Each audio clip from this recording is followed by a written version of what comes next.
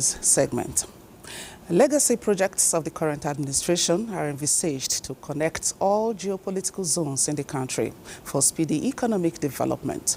The Minister of Works, David Umahi, speaking at a stakeholders' engagement on the Lagos-Calabar Coastal Highway, assured Nigerians that all encumbrances, especially compensation, will be addressed. Joel Popola reports. It is the fifth in the series of enlarged stakeholders' engagement on the Lagos-Calabar Coastal Road. And top on the agenda is addressing grey areas to deepen mutual understanding and synergy.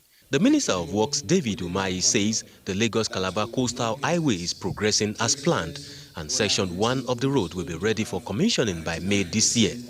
The minister, while noting that another round of compensation will be paid in March, urged host communities to continue to collaborate with the government. We have awarded Section 3A in Cross River, 3B in Akwa Ibom, and that's a total of 65 kilometers by 2.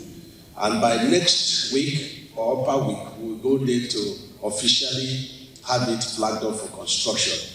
Traditional rulers from Lagos and Ogun states describe the engagement as fruitful as it has allayed their fears.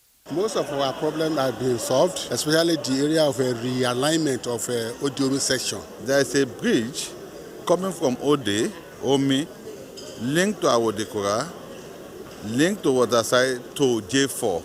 If that can be done with what they are doing right now, in fact, I will be the happiest man in the world. The minister at the engagement instructed the Federal Controller of Works in charge of Lagos to open a secretariat where people with pending issues regarding the project can go register their complaints to bridge any communication gap.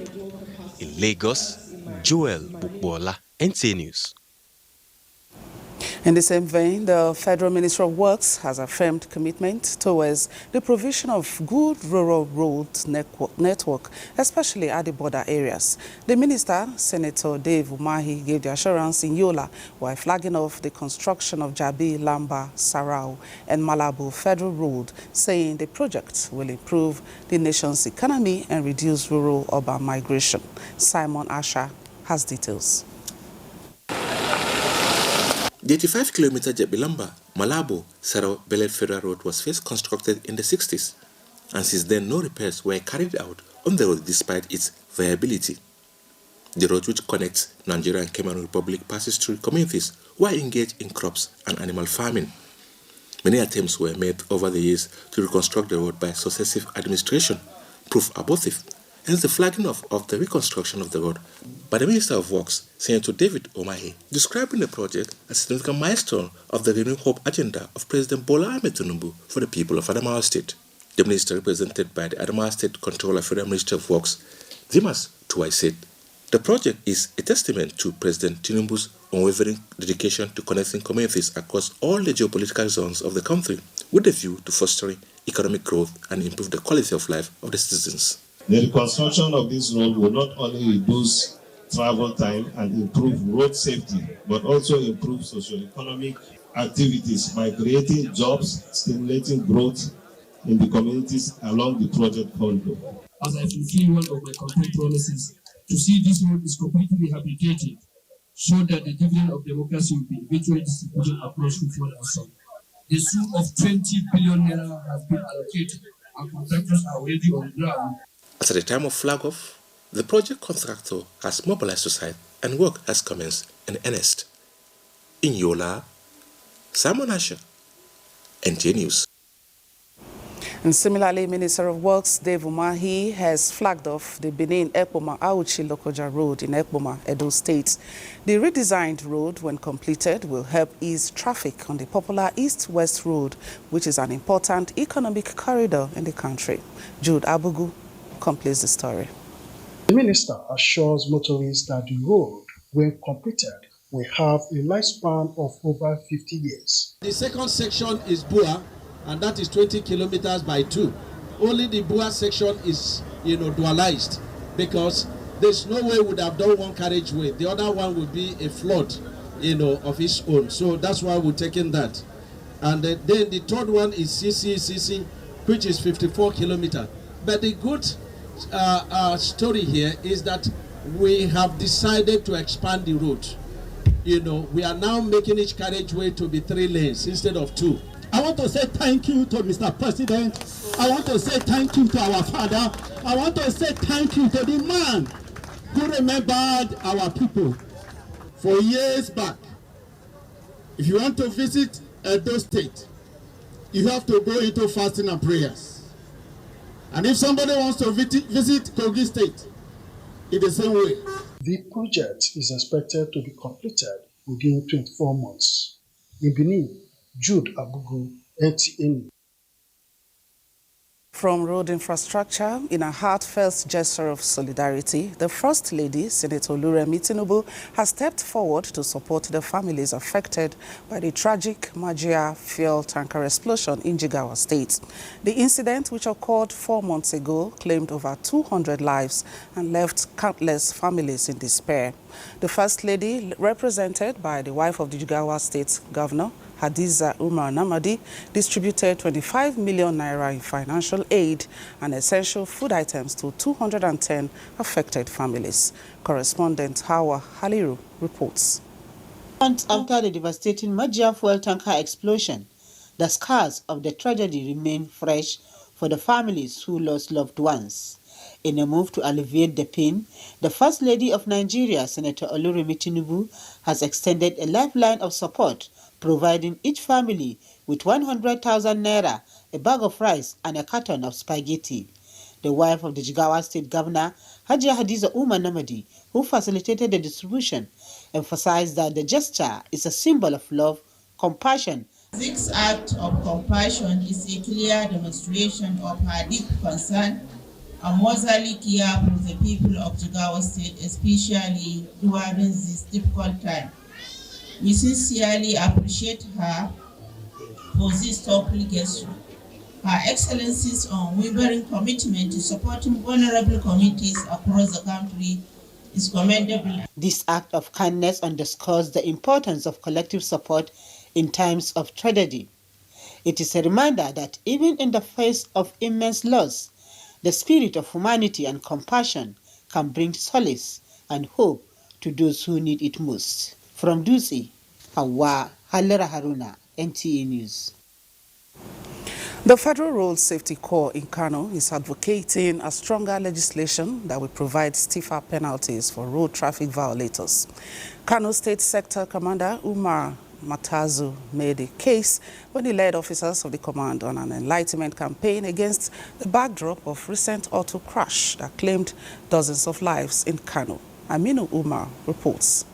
The Buhari Interchange Bridge was last week in the news for not too pleasant reason. This followed an accident involving about 70 passengers loaded on a truck carrying livestock, which claimed 23 lives. As a step towards preventing reoccurrence, Federal Road Safety Corps in Kano is all out to sensitize the drivers on the dangers of their actions. There has to be promulgation of strict laws. You understand? That will lead to probably imprisoned drivers that are even cited, not even arrested, cited with this kind of behavior. Because how can you carry passengers with animals in a vehicle that will amount to 71 passengers and a single RTC, you kill 20 and you go scot-free? That should not be allowed. The campaign also received the nod of Nigerian Association of Road Transport Owners through a representative who added his voice to the call for safer driving. After this period of enlightenment, which the sector command will ceaselessly pursue, in collaboration with other partners, enforcement will also follow. In Kano, Aminu Umar, NTA News. It is no longer news that the traditional job market is saturated, making it crucial to acquire skills that offer flexibility and promote work opportunities. To ensure this happens, NYSC, in partnership with a digital company, is creating a transformative learning experience that will not only develop digital expertise in youths, but also unlock career opportunities for economic growth and development. Olayinka Ojo reports.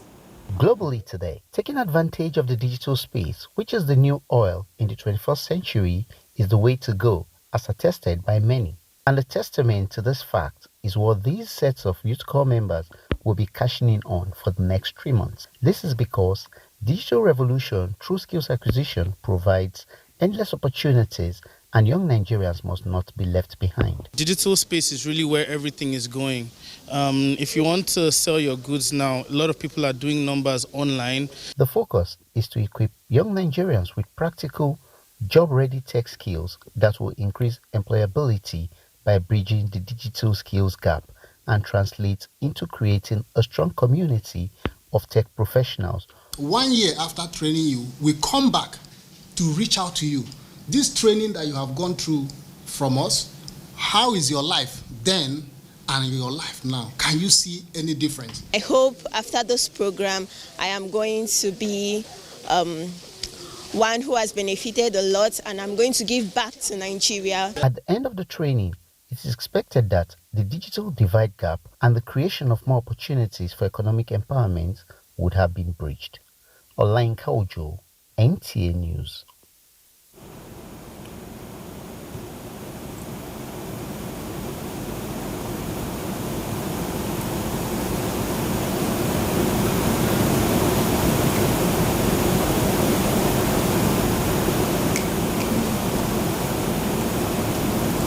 A 24-year-old Thai lady's attempt to smuggle 43 parcels of Canadian loud and other illegal substances into Nigeria through the Murtala Mohammed International Airport, Ikeja, has been foiled by operatives of the National Drug Law Enforcement Agency, NDLEA.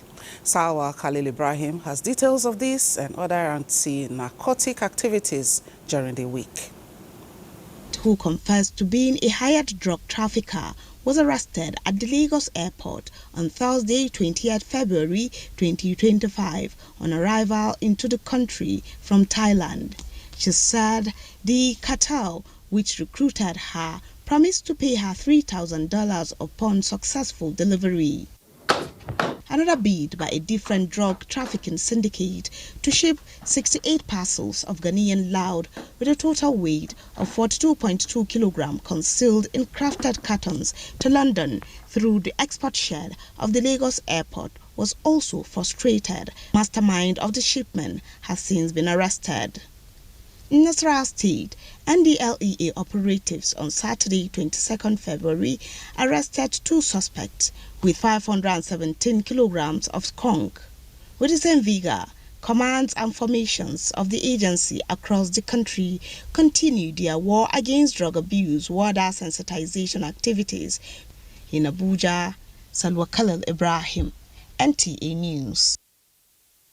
Polls open in Germany in a crucial general election. M23 rebels pushed deeper into East Democratic Republic of Congo, just as UN urges Rwandan forces to leave. Details with Charles Alpha on Global Update. The electorate tilts towards the older population, with 42% of voters aged 60 or above, while only 13% are under 30. Over 7 million eligible voters come from immigrant backgrounds, including more than 1 million German citizens of Turkish descent. The election comes 7 months ahead of schedule, following the collapse of Chancellor Olaf Scholz's three-party coalition in early November. In other news, the United Nations Security Council has condemned Rwanda for the first time on Friday over its backing for a rebel offensive against neighboring Democratic Republic of Congo, calling on Kigali to immediately withdraw its troops. This resolution recalls the clear role of the Luanda and Nairobi processes with a view to reaching a sustainable political solution hinging on the complete withdrawal of Rwandan forces and the dismantling of the FDLR. These actions underscore our intent to promote accountability for key officials who enable Rwanda's and M23's destabilizing activities and continued impunity for human rights abuses. It also calls for Rwanda Defense Forces to cease support for the M23 and immediately withdraw from DRC territory without preconditions. Charles Alpha, NTA News. And in sports, over 46 squash players exhibited skills at the first Kaduna Open Squash, with Oladipupo Olaude emerging top player for the male side and Charity Philibus as winner for the female side. Suraj Abdullahi reports. First Kaduna Squash Tournament had participants from 12 states of the Federation converge to display a high level of skills and professionalism. The competition, which lasted for 3 days, thrilled the audience as the performance of the likes of Oladipopo and Charity were eye-catching. At the end, Oladipopo and Charity clinched the top players' trophies. As a highly ranked player, I have a lot at stake. The point is very important to me, as well as showcasing my talent. If you're coming for a tournament, just put it at the back of your mind that you're going to win. Chairman Kaduna State Squash Association Sharif Balogun believed the tournament had open opportunity to harness young talents in squash game that can make Nigeria proud. This is a very interesting and fantastic event. We've had skillful players from all over the country attending. We have over 46 players who have displayed and exhibited various skills. And this is what we want, and this is how to develop the game. Squash proves to me today that they are one of the best organized sporting activities. Squash is one of the thriving sports among young people in Nigeria, and some are set to embrace the game wholeheartedly. Suraj Abdullahi, NTA News. And from the takeoff of the first Kaduna Open Squash Tournament, now to Bade Adeleye for other trending sports stories. Hello, Bade. Hi, Ogo. Right straight. Let's go to racing. As the Yola leg of the renewed Hope International Horse Racing Derby, known as the Sao Savannah Series, has ended with a grand finale at the late Lamido Aliyu Mustafa International Race Course in Yola, Adamawa State. The 4-day tournament featured various racing distances, with jockeys competing in President Bola Ahmed Tinubu's Cup, former Vice President Atiku Abubakar Cup, Governor Ahmadu Umaru Fintiri Cup, and Lamido Muhammadu Aliyu Mustafa Cup, among others. The jockeys showcased their expertise and dexterity, navigating the tracks with precision and speed to emerge as winners in different categories. This kind of events really creates what we called unity. The icing of the cake is the fact that Sarkin Dawaki, who happens to be the national coordinator of the Horse Racing Federation of Nigeria, was specially honored by the Lamido with a sword.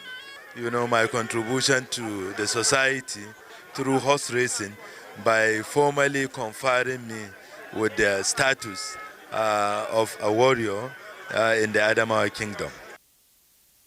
Now to a bit of basketball, as Nigeria's senior men's basketball team, the Tigers, have capped their spectacular campaign at the AfroBasket qualifiers in Tripoli with a resounding 77-62 victory over Cape Verde to make it 3 consecutive wins and secure a place in the 2025 AfroBasket.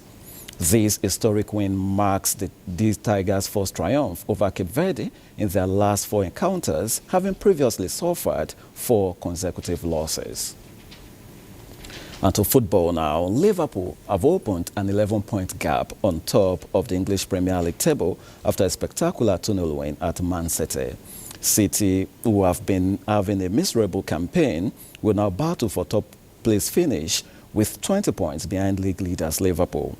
Meanwhile, Newcastle United changed the dynamics of the top 4 race after securing victory in a 7-goal thriller against Nottingham Forest at St James's Park to move up to 5th on the log. The Magpies scored 4 goals in 11 minutes in the first half, but only to hang on to 4-3 win in second half with late Nottingham Forest charge. And straight from England now to Spain, where Luka Modric and Vinicius Jr. made the difference as Real Madrid defeated Girona 2-0 to throw the title race wide open. With this result, Barcelona topped the league on goal difference, while Atletico Madrid are just 1 point behind the top 2. Earlier, Athletic Bilbao had demolished Real Valladolid to consolidate on their top 4 hopes. That does it on sports. Let's now return to Ogo and, of course, Elizabeth. Thank you, Bade, for the updates. Now, he served with unwavering courage, retired with honor, and departed this world with a legacy of duty, sacrifice, and steadfast devotion. Though he is gone, his value echoes in the hearts of those who follow. These were encomiums that resonated at the burial of the late Major General Christopher Jemitola, who was buried at the National Military Cemetery in Abuja. Defense correspondent Olajide Bello reports. The journey started from the Foursquare Gospel Church, Abuja, with pews filled with friends, family and fellow soldiers, all gathered to bid farewell to a man whose life had been a testament to duty, faith and honor. A man who, of course, you could give a task and then go to sleep.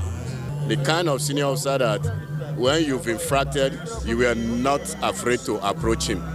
So all I can do now is hold on to everything that he has taught me. As the last words of prayer were spoken and the gun salute banged through the air, the soldier's legacy was sealed not in stone, but in the hearts of those who had been touched by his life. And he prepared me for the job and made my work very, very easy. Very, very thorough. And it's true for excellence any day. Late Major General Christopher Adewale Jemitola was born in 1961 in Edo State. He rose to the zenith of his career and served in different capacities, including Defense Attaché to Brasilia, aide-de-camp to President Olusegun Obasanjo, Corps Commander Signals, and Chief of Policy and Plans, Nigerian Army Headquarters. Olajide Bello, NTA News. And as the news segment is back to Elizabeth, but after the break. Stay with us. Have you heard the news? The federal government of Nigeria, through its direct benefit transfer program, has started the disbursement of 75,000